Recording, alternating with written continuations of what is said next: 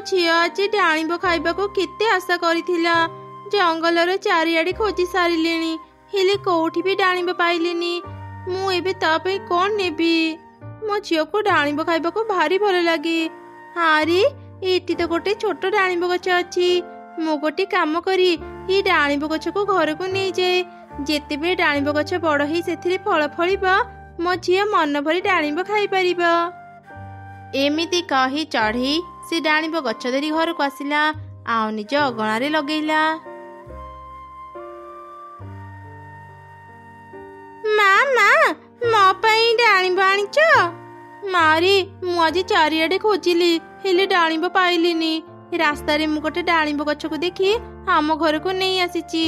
तू प्रतिदिन ए गछ मूले पानी दे तार जत्न नेबू। जेतेबेले गछ बड़ ही एथिरे डाणिब फलिबा सेतेबेले तो मन भरी डाणिब खाई परिबू। तेबे ठीक अछि मा, मु प्रतिदिन डाणिब गछ मूले पानी दे तार जत्न नेबी। अरे रिनु तू काम खोजुथिलु ना? काउ ता जमी रे काम करिया पे चढ़ी खोजुची। तू ता पाखकु जा, से तते काम देबो। सत कहूच मिटू भाई, मु एबे काउ भाई घर को जीवी। एमिति कही माँ चढ़ी शीघ्र काउर घर को गला। काउ थिला बहुत धनी हेले से लोभी हेबा जोगु समस्तंकु कम दरमा दे निज जमी रे काम करौथिला। काउ भाई मु सुनली तुमे निज जमी रे काम करिया पे चढ़ी खोजुच? हाँ हाँ मोर गोटे डाणिब बगीचा अच्छी। तार जत्न नेले मु तते मासकु 500 टंका देबी। तू कौन मो जमी रे काम करिबू? कौन हेला एते कम दरमा देबे काउ भाई? एते अल्प टंका मु घर केमिति चलिबी? किंतु ये काम करिबा छड़ा मो पाखरे आ किछि भी रास्ता नहीं। अनेक दिनरु मु काम खोजुची हेले पाउनी। कौन हेला चढ़ी तू एते कौन भाबुचु? तू मो जमी रे काम करिबू कि नाही आग कहिलो? हाँ हाँ काउ भाई मु तुम जमी रे काम करिबा को राजी। से दिन परठारु माँ चढ़ी काउर जमी रे काम कला। से डाणिब गछ गुड़िकर अनेक जतन नेउथिला। एमिति किछि दिन बीतीगला। काउ जमीर डाणिब गछ बड़ ही सेथिरे अनेक डाणिब फलिला। अरे बाह चढ़ी तो परिश्रम पाई अल्प दिन रे ही मो गछ गुड़िक केते बड़ हेई गले। सबु गछरे अनेक फल हेइची। तू काली शीघ्र आसीबू आउ फल तोली बजार को नहीं जीबू। एइने 200 टंका। तो भल काम देखी मु खुशी हेई तते टंका देउची। धन्यवाद काउ भाई, मु काली शीघ्र आसीबी। एबे मु जाउची। काउ भाई का डाणिब गछरे फल फलिलाणी। निश्चय मु लगेइथिबा डाणिब गछ भी बड़ हेई सेथिरे फल फली थिबणी। मु एबे ही से गछ पाखकु जाई देखे।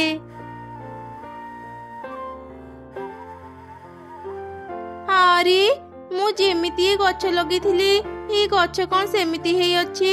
सेपटे काउ भाई को गछरे फल फलिलाणी। माँ तुमे केतेबे आसिलो? आउ ए गछ पाखरे कोन करूच? अरे माँ मु आम गछटी केते बड़ हेलाणी देखिबाको आसीथिली हेले एठाको आसी देखुची ए गछ जेमिति को सेमिति अछि। एपरि मूल्यहीन गछ को मु रखिबिनी। आज ही मु ताको काटी देबी। एमिति कही माँ चढ़ी घर भीतर को गला। ता देखी कुनी कहिला, अरे अरे अल्प समय रे ही गछटा मरी जीवो। गछ पाई मते भारी कष्ट हेउची। किंतु माँ जा कहिले ता भी ठीक। ये गछटा टिके भी बड़ हेउनी। ये गछ को रखी कौन लाभ? कुनीर कथा शुणी छोट डाणिब गछटी कथा कहबा आरंभ कला। मु आज जहाँ भी कष्ट पाउची सबु मो अहंकार पाई। एक तुमे कथा कहि पारुच डाणिब गछ? आउ तुमे अहंकार कौन कल? मु हेउची गोटे जादुर गछ। मु कथा कहि पारे। तुमे जदि जादुर गछ ताहले एमिति छोट ही काहेकि रहुच? निज जादू दे निज को बड़ काहेकि करून?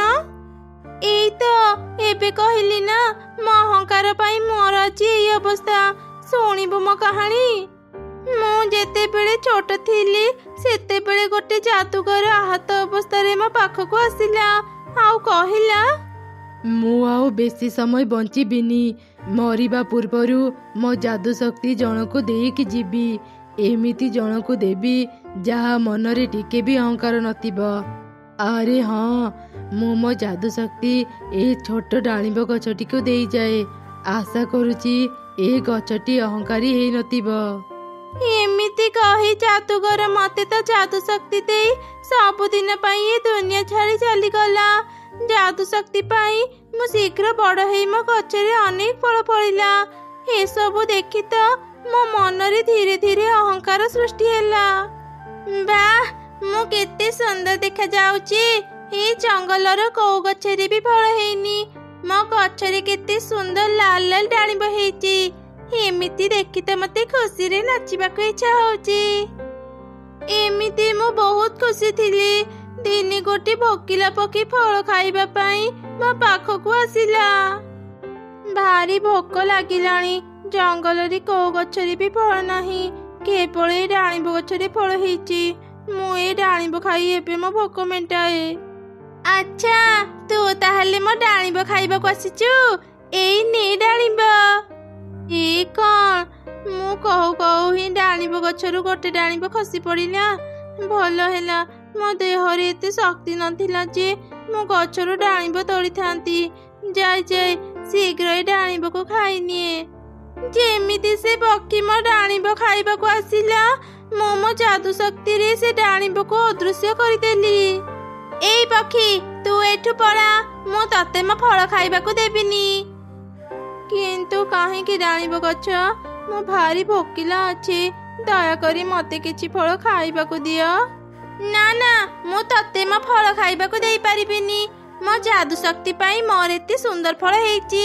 ତୁ ଯଦି ମୋ ଫଳ ଖାଇ ମୋଠୁ ବି ଅଧିକ ସୁନ୍ଦର ହେଇଯିବୁ, ନା ନା, ମୁଁ ତତେ ମୋର ଗୋଟେ ବି ଫଳ ଦେବିନି। ତୁ ଏଠୁ ଚାଲିଯା। ଡାଳିମ୍ବ ଗଛ, ତୋ ପାଖରେ ଜାଦୁ ଶକ୍ତି ଅଛି ବୋଲି ତୁ ଏତେ ଅହଙ୍କାର କରୁଛୁ। ଗୋଟେ ଭୋକିଲା ପକ୍ଷୀ ପାଖରୁ ଖାଇବା ଛଡେଇ ନେଇ ତୁ କିଛି ବି ଠିକ କରୁନୁ। ଦେଖିବୁ, ଦିନେ ଦିନେ ତୁ ନିଜ ଅହଙ୍କାରର ଶାସ୍ତି ପାଇବୁ। ଏମିତି ସେ ପକ୍ଷୀ କାନ୍ଦି କାନ୍ଦି ସେଠାରୁ ଚାଲିଗଲା। ଦିନକୁ ଦିନ ମୋ ଅହଙ୍କାର ବଢୁଥିଲା। କିରେ ଆମ୍ବ ଗଛ, ଏ ଯାଏଁ କଣ ତ ଗଛରେ ଗୋଟେ ବି ଫଳ ହେଇନି? ତୁ କେଡେ ଅଶୁଭ ଗଛଟାରେ।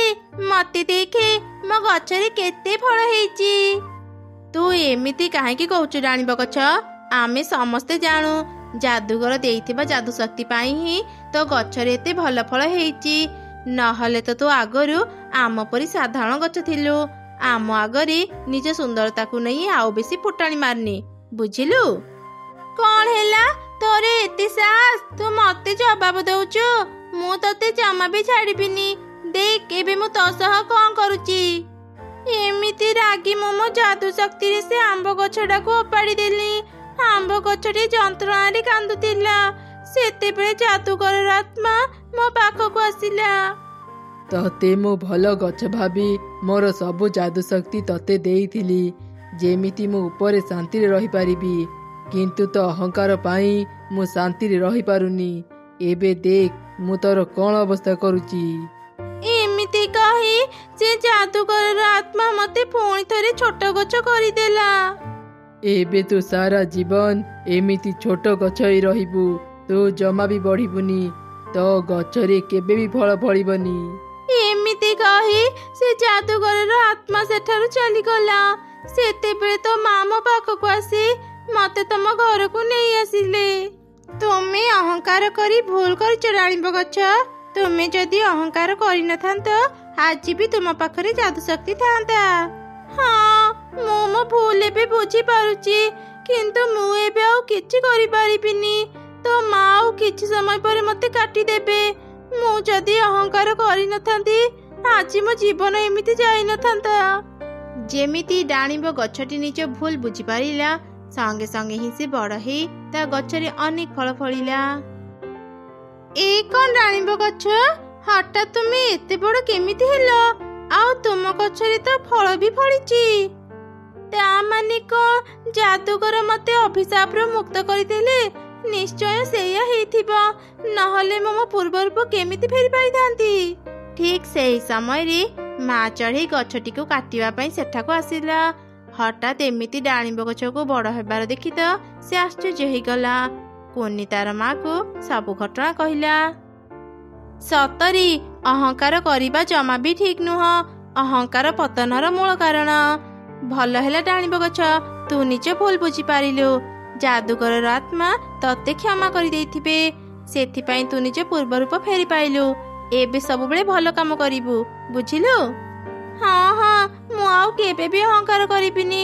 ସବୁବେଳେ ଅନ୍ୟର ଉପକାର କରିବି। ଚଢ଼େଇ, ଆଜିଠୁ ମୋର ସବୁ ଫଳ ତୁମର। ତୁମେ ମୋ ଫଳ ନେଇ ଏବେ ବଜାରରେ ବିକ୍ରି କର। ସେ ଯାଦୁର ଡାଳିମ୍ବ ଗଛର ଫଳ କେବେ ବି ସରୁ ନଥିଲା। ମା ଚଢ଼େଇ ପ୍ରତିଦିନ ବଜାରକୁ ଯାଇ ଡାଳିମ୍ବ ବିକ୍ରି କରୁଥିଲା। ତାର ଭଲ ରୋଜଗାର ବି ହେଉଥିଲା। ସେ ଆଉ କାଉ ଜମିରେ କାମ କଲା ନାହିଁ। ଧୀରେ ଧୀରେ ତାଙ୍କର ସବୁ ଅଭାବ ଦୂର ହେଲା। କଣ ହେଲା? ତୁମେ ଏମିତି କାନ୍ଦୁଛ କାହିଁକି? ମୁଁ ବହୁତ ବଡ଼ ବିପଦରେ ପଡ଼ିଛି। ମୋ ମାଙ୍କର ଦେହ ଖରାପ। ତାଙ୍କ ଚିକିତ୍ସା କରିବା ପାଇଁ ମୋ ପାଖରେ ଟଙ୍କାଟେ ବି ନାହିଁ। ମୁଁ ଏବେ କଣ କରିବି କିଛି ବୁଝିପାରୁନି। ତୁମେ ଚିନ୍ତା କରନି, ମୁଁ ତୁମକୁ ସାହାଯ୍ୟ କରିବି। ତୁମେ କିଛି ସମୟ ଅପେକ୍ଷା କର, ମୁଁ ଏବେ ଆସୁଛି।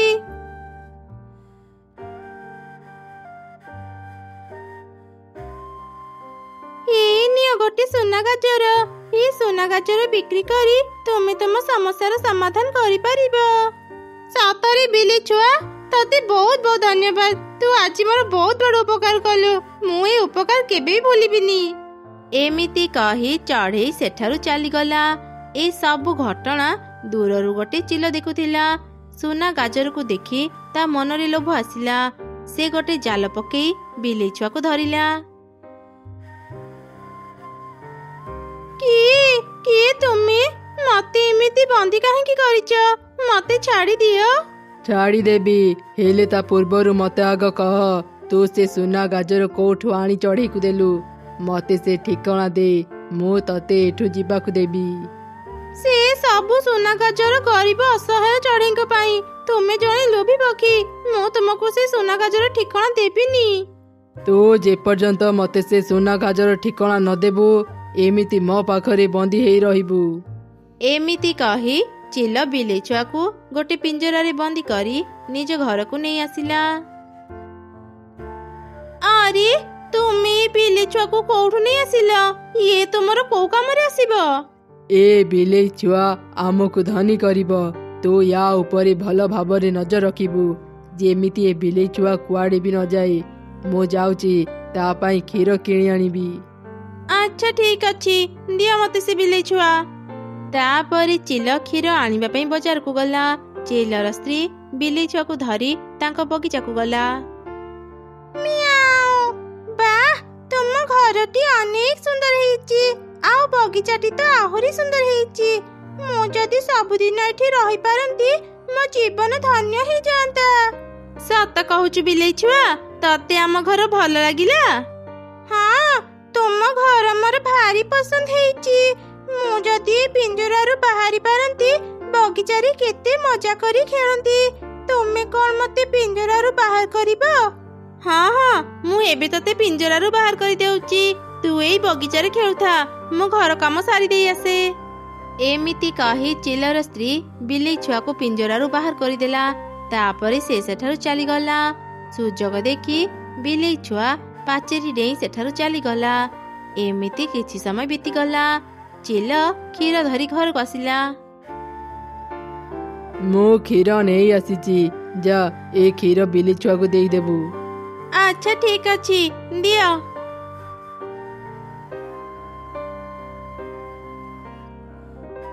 ବିଲେଇ ଛୁଆଟା ତ ଏଇଠି ଖେଳୁଥିଲା, କୁଆଡେ ଚାଲିଗଲା? ବିଲେଇ ଛୁଆ, କୋଉଠି ଅଛୁ ତୁ? ବାହାରକୁ ଆସେ, ମୁଁ ତୋ ପାଇଁ କ୍ଷୀର ଆଣି ଦେଇଛି, ଆ ଖାଇ ନେବୁ। ତୁ ଏମିତି ବିଲେଇ ଛୁଆକୁ ଡାକୁଛୁ କାହିଁକି?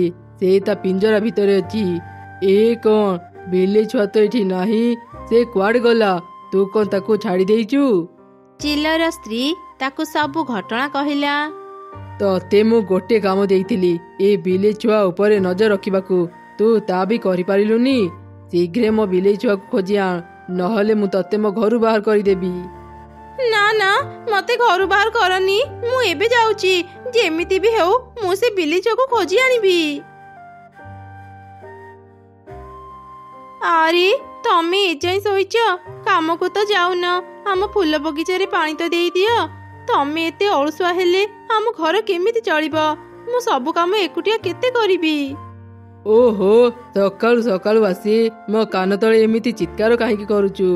ଏତେ ବଢିଆ ଶୋଇଥିଲି, ମୋ ନିଦଟାକୁ ଭାଙ୍ଗିଦେଲା। ତୁ ଏଠୁ ଚାଲିଯା, ମତେ ବିରକ୍ତ କରନି। ମୁଁ କିଛି କାମ କରିପାରିବିନି। ବୁଝିଗଲି, ତୁମ ପାଖରେ ମୋ କଥାର କିଛି ଗୁରୁତ୍ୱ ନାହିଁ। ସାରା ଦିନ ଖାଲି ଶୋଇ ରୁହ, କେବେ କିଛି କାମ କରନି। ଏମିତି କହି ଚଢ଼େଇ ତା ବଗିଚାକୁ ଗଲା ଆଉ ତା ଫୁଲ ଗଛ ମୂଳରେ ପାଣି ଦେଲା। ସେତେବେଳେ ତାର ନଜର ବିଲେଇ ଛୁଆ ଉପରେ ପଡ଼ିଲା। ସେ ବିଲେଇ ଛୁଆ ଗୋଟେ ଗଛ ତଳେ ଛିଡ଼ା ହେଇଥିଲା। ଆରେ ବିଲେଇ ଛୁଆ, ତୁ ଏକୁଟିଆ ଏଠି କ'ଣ କରୁଛୁ? ତୁ କାହା ସାଙ୍ଗରେ ଆସିଛୁ? ମୁଁ ତ ସାଙ୍ଗରେ କାହାକୁ ତ ଦେଖିବାକୁ ପାଉନି। ମୁଁ ଏକା ହିଁ ଜଙ୍ଗଲ ବୁଲିବାକୁ ଆସିଥିଲି, ହେଲେ ଘରକୁ ଫେରିବାର ରାସ୍ତା ଏବେ ପାଉନି। ସେଥିପାଇଁ ଏଠି ବସିଥିଲି। ମତେ ଭାରି ଭୋକ ବି ଲାଗିଲାଣି। ଓ ଆଚ୍ଛା, ଏମିତି କଥା। ତୁ ମୋ ସାଙ୍ଗରେ ମୋ ଘରକୁ ଆସେ, ମୁଁ ତତେ ଖାଇବାକୁ ଦେବି। ଏମିତି କହି ଚଢ଼େଇ ବିଲେଇ ଛୁଆକୁ ନେଇ ତା ଘରକୁ ଗଲା ଆଉ ତାକୁ କିଛି ଖାଇବାକୁ ଦେଲା। ତୁମେ ବହୁତ ଭଲ, ତୁମେ ମତେ ଆଜି ଖାଇବାକୁ ଦେଲ, ନହେଲେ ତ ମୁଁ ମରି ଯାଇଥାନ୍ତି। ଆରେ ଆରେ, ଏମିତି କଥା କହନି। ତୁ ଏବେ ତ ଘରକୁ ଯା, ନହେଲେ ତ ମା ତୋ ପାଇଁ ବ୍ୟସ୍ତ ହେବେ। ମୋର ଏ ଦୁନିଆରେ କେହି ନାହାନ୍ତି, ମୁଁ ଏଠୁ ଯିବାକୁ ଚାହୁଁନି। ତୁମେ କ'ଣ ନିଜ ଘରେ ମତେ ରହିବାକୁ ଦେବ? ହଁ ହଁ, କାହିଁକି ନୁହଁ। ତୁ ଆଜିଠୁ ମୋ ସାଙ୍ଗରେ ରହିପାରିବୁ। ତୁ ଏବେ ଘରେ ଥା, ମୁଁ ଫୁଲ ନେଇ ବଜାରକୁ ଯାଉଛି। ବଜାରରୁ ଫେରିଲେ ମୁଁ ତତେ ଆମ ଜଙ୍ଗଲ ବୁଲେଇଦେବି। ଏମିତି କହି ଚଢ଼େଇ କିଛି ଫୁଲ ନେଇ ବଜାରକୁ ଗଲା ବିକ୍ରି କରିବା ପାଇଁ। ହେଲେ ସେଦିନ ତାର ଗୋଟେ ବି ଫୁଲ ବିକ୍ରି ହେଲା ନାହିଁ। ସେ ମନ ଦୁଃଖରେ ଘରକୁ ଫେରିଲା। ତୁ ଆସିଗଲୁ, ଦେଖିବା ତୁ ଆଜି କେତେ ଟଙ୍କା ଆଣିଛୁ। ମୋର ଆଜି ଗୋଟେ ବି ଫୁଲ ବିକ୍ରି ହେଲା ନାହିଁ। ମୁଁ ଆଜି ଟଙ୍କାଟେ ବି ଆଣିନି। ଏ ତୁ କ'ଣ କହୁଛୁ? ମୁଁ କାଲି ମୋ ସାଙ୍ଗ ସହ ବୁଲିବାକୁ ଯିବି, ମୋର ଟଙ୍କା ଦରକାର। ତୁ ରାତି ଭିତରେ ମତେ 5,000 ଟଙ୍କା ଆଣିଦେ, ନହେଲେ ମୋ ଘରୁ ବାହାରି ଯା। କିନ୍ତୁ ମୁଁ ଏତେ ଟଙ୍କା କୋଉଠୁ ଆଣିବି? ମୋ କଥା ଟିକେ ଶୁଣିଯାଅ।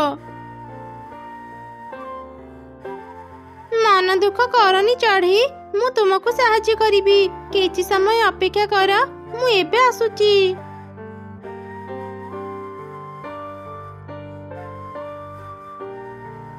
ଚଢ଼େଇ, ଏଇ ନିଅ ଗୋଟେ ସୁନା ଗାଜର। ୟାକୁ ବିକ୍ରି କରି ତୁମେ ତୁମ ସ୍ୱାମୀଙ୍କୁ ଟଙ୍କା ଦିଅ। କିନ୍ତୁ ବିଲେଇ ଛୁଆ, ତୁ ଏ ସୁନା ଗାଜର କୋଉଠୁ ପାଇଲୁ? ସେ କଥା ମୁଁ ପରେ କହିବି, ଆଗ ତୁମେ ଏଇ ଗାଜର ବିକି ତୁମ ସ୍ୱାମୀଙ୍କୁ ଟଙ୍କା ଦିଅ। ତାପରେ ସେ ଚଢ଼େଇ ସୁନା ଗାଜର ଧରି ବଜାରକୁ ଗଲା ଆଉ ସେ ସୁନା ଗାଜର ବିକ୍ରି କଲା। ସେ ଟଙ୍କା ଆଣି ତା ସ୍ୱାମୀକୁ ଦେଲା।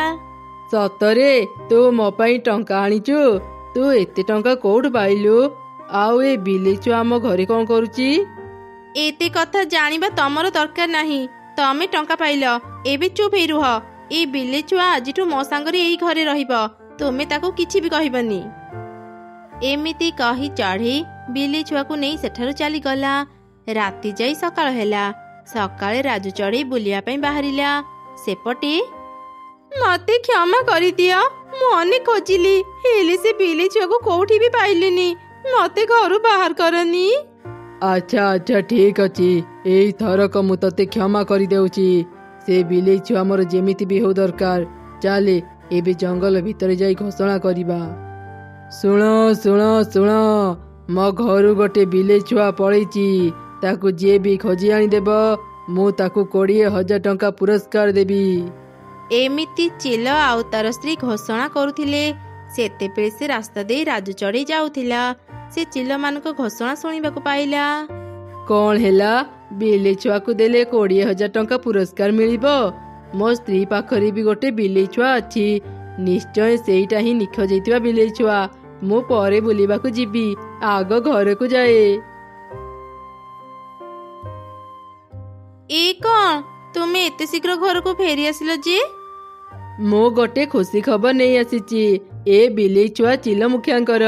ଇଏ ତାଙ୍କ ଘରୁ ପଳେଇ ଆସିଛି। ମତେ ବିଲେଇ ଛୁଆ ଦେ, ମୁଁ ଚିଲ ମୁଖିଆଙ୍କୁ ଦେଇ ଆସିବି। ବିଲେଇ ଛୁଆକୁ ଦେଲେ ସେ 20,000 ଟଙ୍କା ପୁରସ୍କାର ଦେବେ। ଚୁପ୍ କର ତୁମେ। ଟଙ୍କା ଲୋଭରେ ତୁମେ ଅନ୍ଧ ହେଇଯାଇଛ। ସେ ଚିଲ ମୁଖିଆ ବିଲେଇ ଛୁଆକୁ କଷ୍ଟ ଦେଲା ବୋଲି ବିଲେଇ ଛୁଆ ସେଠୁ ଚାଲି ଆସିଲା। ମୁଁ ତାକୁ ଆଉ ସେ ମୁଖିଆକୁ ଦେବିନି, ବୁଝିଲ? ତୁ ଯଦି ମତେ ବିଲେଇ ଛୁଆ ନ ଦେବୁ, ମୁଁ ସବୁଦିନ ପାଇଁ ତତେ ଛାଡ଼ି ଚାଲିଯିବି। ତୁମେ ମତେ ଛାଡ଼ି ଚାଲିଗଲେ ବି ମୁଁ ଏ ବିଲେଇ ଛୁଆ ତମକୁ ଦେବିନି।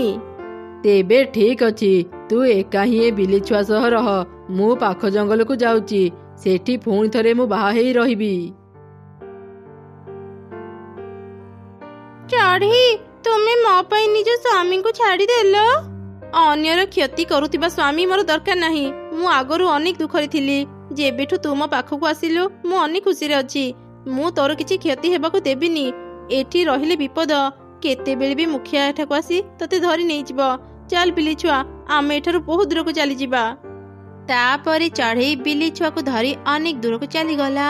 ସେପଟେ ରାଜୁ ଚଢ଼େଇ ମୁଖିଆ ଚିଲ ପାଖକୁ ଗଲା। ମୁଖିଆ ଆଜ୍ଞା, ମୁଁ ଗୋଟେ ଜରୁରୀ କଥା ନେଇ ଆପଣଙ୍କ ପାଖକୁ ଆସିଛି। କ'ଣ ଜରୁରୀ କଥା ନେଇ ଆସିଛୁ ମତେ କହ। ଆପଣ ଯୋଉ ବିଲେଇ ଛୁଆକୁ ଖୋଜୁଛନ୍ତି ସେ ମୋ ଘରେ ଅଛି। ମୋ ସାଙ୍ଗରେ ଚାଲନ୍ତୁ। ଆଚ୍ଛା ଠିକ ଅଛି, ଚାଲ।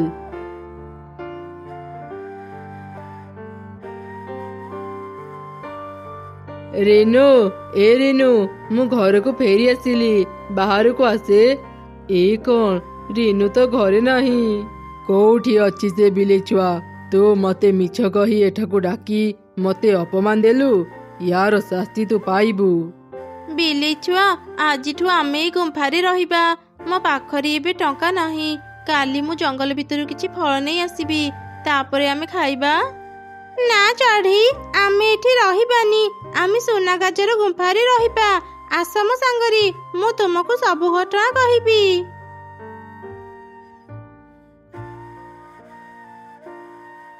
ଏଇ ଦେଖ, ଏଇଟା ସେଇ ସୁନା ଗାଜର ଗୁମ୍ଫା। ଦିନେ ମୁଁ ସୁନା ଗାଜର ଗୋଟେ ଗରିବ ଚଢ଼େଇକୁ ଦେବା ସମୟରେ ଚିଲ ମୁଖିଆ ମତେ ଦେଖିନେଲା। ସେ ଲୋଭରେ ପଡ଼ି ମତେ ବନ୍ଦୀ କରି ତା ଘରକୁ ନେଇଥିଲା। ମୁଁ ଲୋଭୀ ପକ୍ଷୀ ମାନଙ୍କୁ ସାହାଯ୍ୟ କରେ ନାହିଁ। ସେ ବି ଲୋଭୀ ପକ୍ଷୀ ହେବାରୁ ମୁଁ ତାକୁ ସାହାଯ୍ୟ କଲି ନାହିଁ, ଆଉ ତା ଘରୁ ଚାଲି ଆସିଲି। ଓ ଆଚ୍ଛା, ତାହେଲେ ଏମିତି କଥା। ହଁ ଚଢ଼େଇ, ତୁମେ ବହୁତ ଭଲ। ଆଜି ଯାଇ କେହି ବି ମୋ କଥା ଚିନ୍ତା କରିନାହାନ୍ତି, ହେଲେ ତୁମେ କଲ। ମୁଁ ତୁମକୁ ଏ ସବୁ ସୁନା ଗାଜର ଉପହାର ଦେବାକୁ ଚାହୁଁଛି। ଏସବୁ ଆଜିଠୁ ତୁମର। ଆରେ ନା ନା, ଏସବୁ ମୁଁ ଏକା ନେଇ ପାରିବିନି। ଏବେ ଆମର ଆଉ ଖାଇବାର ଚିନ୍ତା ରହିଲାନି। ପ୍ରତିଦିନ ଆମେ ସୁନା ଗାଜର ବିକ୍ରି କରି ଖାଇବା ଯୋଗାଡ଼ କରିପାରିବା, ଆଉ ତା ସହ ଗରିବ ଅସହାୟ ଚଢ଼େଇମାନଙ୍କୁ ସାହାଯ୍ୟ ବି କରିବା। ସେଦିନ ପରଠାରୁ ଚଢ଼େଇ ବିଲେଇ ଛୁଆ ସହ ସେ ସୁନା ଗାଜର ଗୁମ୍ଫାରେ ରହିଲା। କେହି ବିପଦରେ ପଡ଼ିଲେ ସେ ତାଙ୍କୁ ସାହାଯ୍ୟ କରୁଥିଲା। ସେପଟେ ରାଜୁ ମିଛ କହିବା ଯୋଗୁଁ ଚିଲ ତା ଉପରେ ରାଗି ତାକୁ ବନ୍ଦୀ କରି ରଖିଲା। ଏମିତି ରାଜୁ ଚଢ଼େଇ ଶାସ୍ତି ପାଇଲା।